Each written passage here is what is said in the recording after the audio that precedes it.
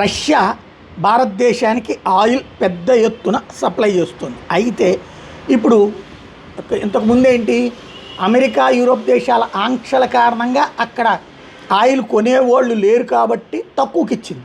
మనకి $10 $15 డిస్కౌంట్కి ఇచ్చింది. ఇప్పుడు ఏదైతే జలసంధి హార్ముజ్ జలసంధి క్లోజ్ అయిపోయినటువంటి నేపథ్యంలో ఇప్పుడు ఆయిల్ మనమే కొనుక్కోవాల్సి వస్తుంది. మన అవసరము ఉంది.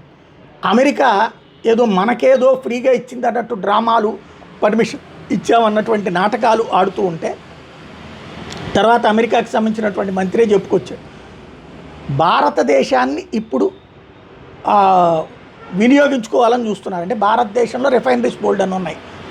ఈ రిఫైనరీల్లో శుద్ధి చేయడం అంటే రష్యాకి సంబంధించినటువంటి ఆయిల్ని శుద్ధి చేసి మాకమ్మండి అమెరికా యూరప్ దేశాలకు అని చెప్పేసి భారత్ని అడుగుతున్నది అమెరికా. ఈ నేపథ్యంలో భారత్ తప్పనిసరిగా కొనదు. ఎందుకంటే మనకి లాభము వస్తుంది ఆయిల్తో, అట్ ద సేమ్ టైం మన కొరత తీరుతుంది, ప్రపంచానికి మనమే సప్లయర్గాను మిగులుతాం. ఈ సిచ్యుయేషన్ని అడ్డుపెట్టుకుని రష్యా ఆయిల్ రేట్లు పెంచుతోంది. $4 నుంచి $5 అదనంగా వసూలు చేస్తోంది భారత్ దగ్గర నుంచి. బ్రెంట్ క్రూడ్కి సంబంధించి ఈ నిర్ణయం తీసుకుంది రష్యా.